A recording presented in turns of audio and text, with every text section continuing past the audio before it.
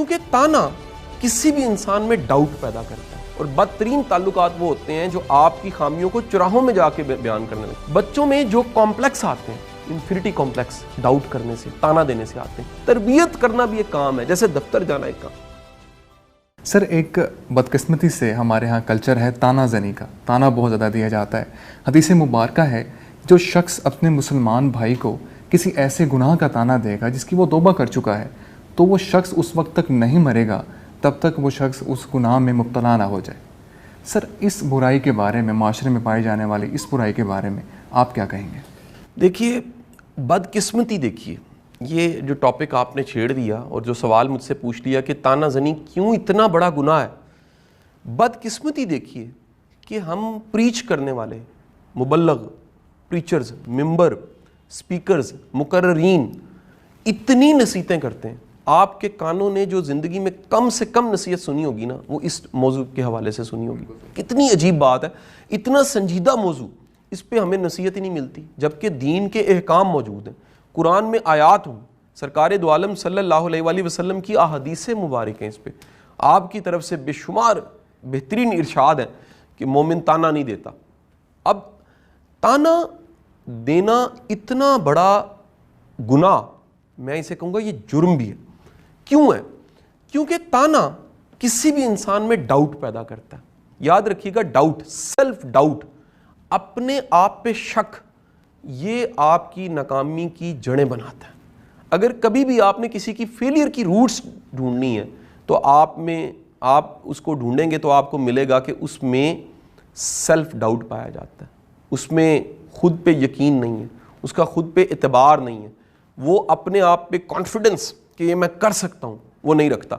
جب بھی آپ تانا دیتے ہیں، آپ کسی کی خامی کو ڈھونڈ کے اس کو بتاتے ہیں، آپ کسی کی بدی کو ڈھونڈ کے اس کو بتاتے ہیں اور بار بار اس کی تشہیر کرتے ہیں۔ میں نے دیکھا ہے بعض لوگ اس کو بتانے کی بجائے دنیا کو بتانا شروع کر دیتے ہیں۔ آپ کی زندگی کے بدترین رشتے اور بدترین تعلقات وہ ہوتے ہیں جو آپ کی خامیوں کو چراہوں میں جا کے بیان کرنے لگے۔ چراہے سے مراد یہ ہے کہ وہ پبلک کر دیں۔ بہترین آپ کی زندگی میں دوست وہ ہے، آپ کی زندگی کا محسن وہ ہے جو آپ کی خامی کو آپ کو بتاتا ہے اور لوگوں کو خوبی بتاتا ہے، تاکہ آپ کا امیج خراب نہ ہو، آپ کو لوگ ایک شک کی آنکھ سے نہ دیکھیں۔ تانا ڈاؤٹ پیدا کرتا ہے، شک پیدا کرتا ہے، اور وہ شک آپ کی اپنی ذات پہ ہوتا ہے، اپنے بارے میں، یعنی آپ اپنے امیج کے بارے میں کنفیوز ہو جاتے ہیں، اپنی صلاحیت، اپنے پوٹینشل، اپنے ٹیلنٹ، اپنی قابلیت کے بارے میں آپ شک میں مبتلا ہو جاتے ہیں، اور یاد رکھیے یہ شک آپ کو ناکامی کی طرف لے کے جاتا ہے۔ آپ وہ تمام بچے دیکھ لیجئے جن کو بچپن میں تانے ملے ہیں، ان پہ ڈاؤٹ کیا گیا ہے، ان کی نیت پہ ڈاؤٹ کیا گیا، ان پہ شک کیا گیا، ان کی شخصیت مضبوط نہیں ہوتی، ان کی پرسنالٹی ڈیولپ نہیں ہوتی، ان میں کئی طرح کی ان کی ذات میں ایسے سخم ہوتے ہیں کہ وہ ساری زندگی ان پرابلمز کو لے کے بھی چلتے رہتے ہیں۔ وہ تمام بچے جن پہ یقین کیا جاتا ہے، اعتماد کیا جاتا ہے، ان کو کانفیڈنس دیا جاتا ہے، ان کو کہا جاتا ہے بالکل تم کر سکتے ہو، تم میں کمال کی خوبی ہیں، میں سمجھتا ہوں کہ وہ زیادہ اچھا پرفارم کرتے ہیں۔ ایک بڑا شاندار واقعہ، اور یہ ایک مووی بھی ہے انٹرنیٹ پہ کہیں پڑی ہوئی، میری ٹیم نے اس کو ڈاؤن لوڈ کر کے انگلش میں کیونکہ ہے تو وہ نیچے اردو اس کی کیپشن ساری چلا دی ہے۔ وہ ایڈیسن کی کہانی۔ ایڈیسن جب چھوٹا تھا اسے اسکول سے نکال دیا گیا، ایک لیٹر دیا گیا کہ جاؤ اور گھر جاؤ، تم یہ ماں کو پڑھا دینا۔ اس کی ماں نے وہ لیٹر، سامنے ایڈیسن بچہ بیٹھا ہوا ہے، وہ لیٹر پکڑا، وہ پڑھا، اور اس لیٹر پہ جو لکھا تھا اس نے پڑھ کے سنایا، ایڈیسن بیٹا اس پہ لکھا ہوا ہے کہ آپ کا بچہ بڑا قابل ہے، بڑا ذہین ہے، وہ اتنا فتین اور ذہین ہے کہ اسکول بڑا پیچھے ہے، آپ کا بچہ اس سے بہت آگے ہے، لہٰذا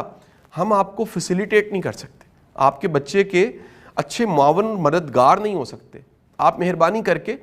اپنے بچے کو خود پڑھا لیجئے۔ لہٰذا میرے بچے خط بند کرتی ہے اور وہ تھپکی دے کے کہتی ہے میں تمہیں خود پڑھاؤں گی کیونکہ تم بہت قابل ہو، اسکول تمہیں اچھا نہیں پڑھا سکتا، اسکول بہت پیچھے ہے۔ یہ کہنا تھا۔ ایڈیسن جب بڑا ہو گیا، اتنی ایجادات، تقریباً 1249 ایجادات، پرانے کتابیں، رسالے اور میٹیریل میں سے وہ خط مل گیا، وہی چٹھی،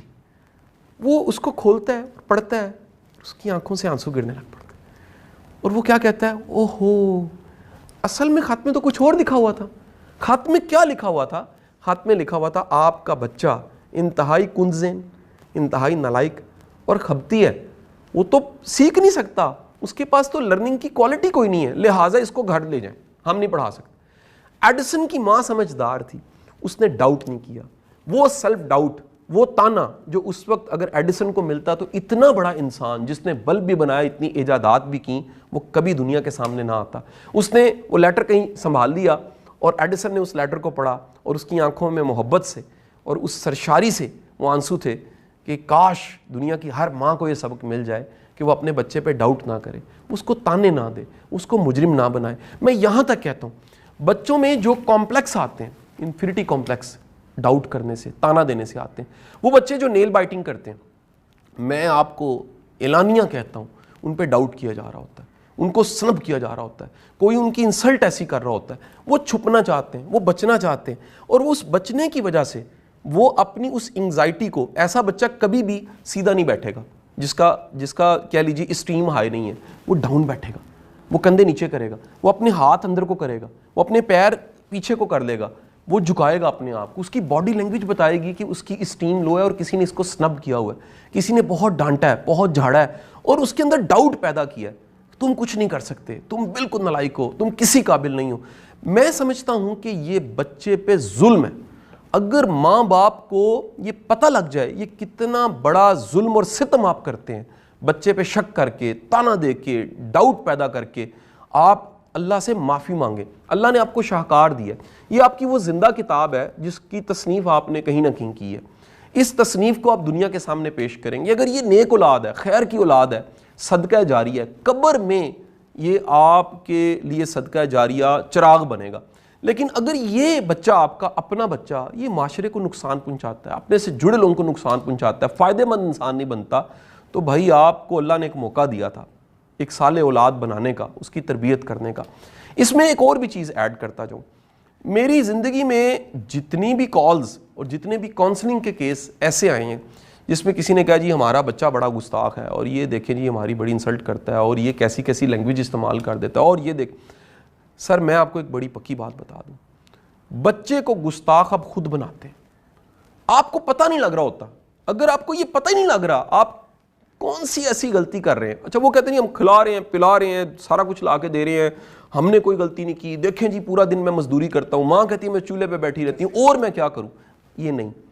تربیت کرنا بھی ایک کام ہے، جیسے دفتر جانا ایک کام ہے، جیسے کھانا پکانا ایک کام ہے، جیسے گھر چلانا ایک کام ہے، بچوں کی اچھی تربیت کرنا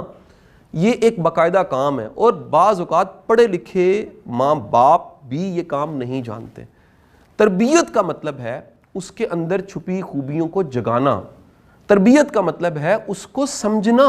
تربیت کا مطلب ہے اس کو سمجھا پانا،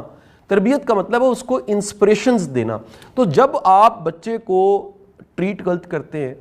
آپ کا رویہ ٹھیک نہیں ہوتا، آپ کو خبر نہیں ہو رہی ہوتی، کہیں نہ کہیں وہ کمپاؤنڈنگ ہو رہی ہوتی ہے، اکٹھ، اور وہ کمپاؤنڈنگ کبھی بم پھٹتا ہے تو آپ کو پتہ لگتا ہے یار اتنا گستاخ بچہ، یہ تو ایک چلتا پھرتا میرا اشتہار بن گیا۔ دراصل اس نے آپ کو تب دیکھا ہوا جب دنیا نے آپ کو نہیں دیکھا ہوتا، اور وہ ساری چیزیں کہیں اکٹھے کرتے کرتے آپ کے اس مزاج کو کاپی کر لیتا ہے جس کو آپ دنیا کو نہیں دکھانا چاہتے۔